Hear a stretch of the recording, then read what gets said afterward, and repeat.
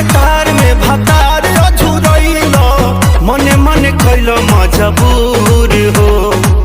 लहे लहे छुई जानी हमारा पमुई राजा तोरो से गिर लगिलो रे राजा तनी जाइन बहरिया टूटता बदन पोरे पोरे राजा तनी जाइन बहरिया छोड़ा दीही होई गइले भोरे राजा तनी जाइन बहरिया।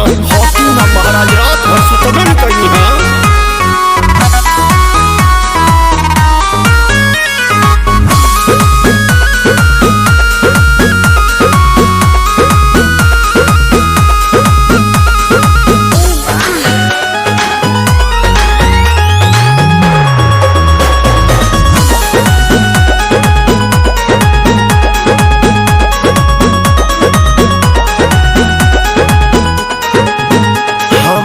नया गवाना नया तकिया बिछवाना नया चोली के खोली तू बनवल खेलवाना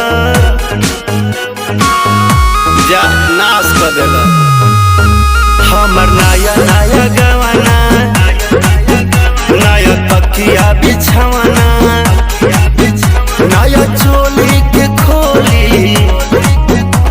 बनवला खेलवाना नया नुहर जानी बनी एक चोर राजा तेरा कमर बड़ा तोड़ राजा तनी जाइन बहरिया टूटता बदन पोरे पोरे राजा तनी जाइन बहरिया छोड़ा दीही होई गइले भोरे राजा तनी जाइन बहरिया। अब छोड़ दी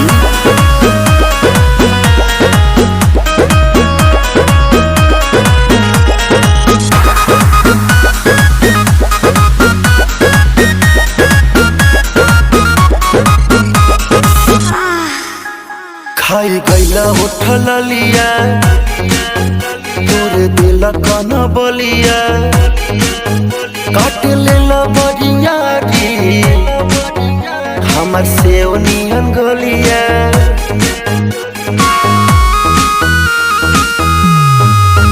खाई गैला उठल लिया तोरे दिल कन बलिया काट लेला बरियारी हमर से उनियन गलिया।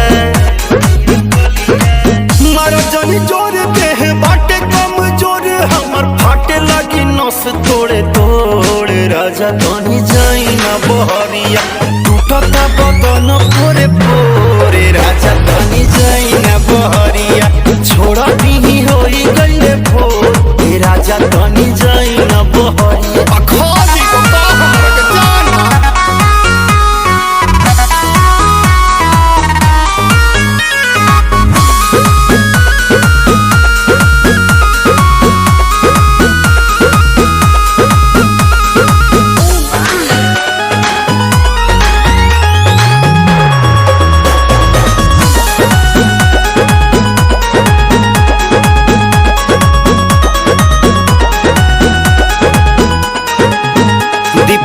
बरियारी नासी दिल नया सारी होई उठावा पदगिया तन नदी तान मारी